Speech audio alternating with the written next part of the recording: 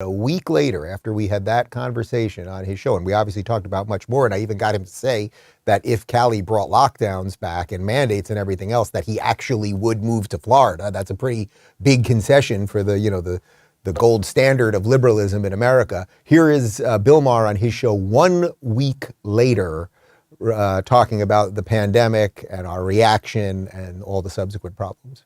Now we're getting some information after a while. We have time to find out just how bad the collateral damage has been.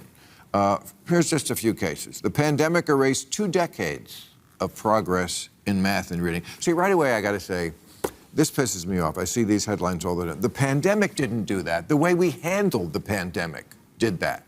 The pandemic certainly was a thing.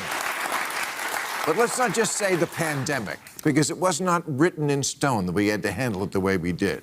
ACT scores are the lowest in 30 years.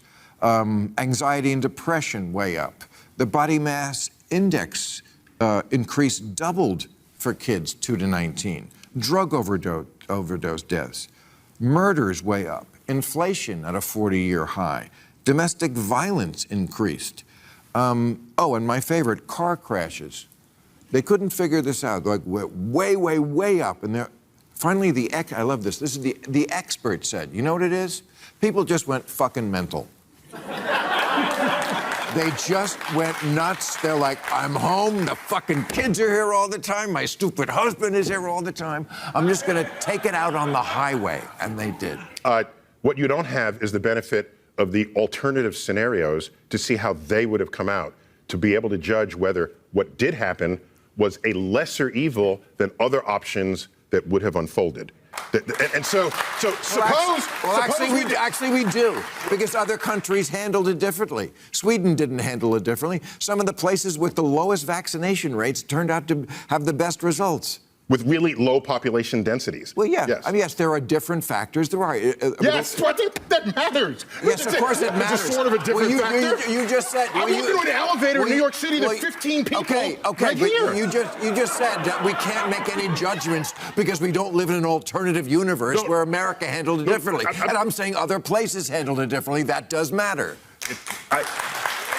I think it's a legitimate conversation to have. You remember there was talk of herd immunity and how we get there at the outset, and people were shouted down for even raising that prospect. I'm not the scientist you are, but in retrospect, they shouted down the idea that it might have escaped from a lab. Right. That was somehow racist, right, as opposed to somehow if you believed that it came from the wet markets, you were a Democrat, and if it came from a lab, you were a Republican.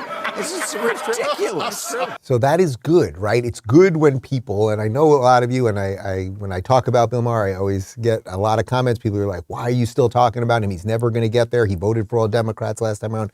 But if someone like him talking about some of this stuff, getting to the truth, better late than never, right? Because he's supporting, as far as I can tell, he's supporting still a guy like Gavin Newsom, who is still for all of these things, or at least did all of these things in the past, right?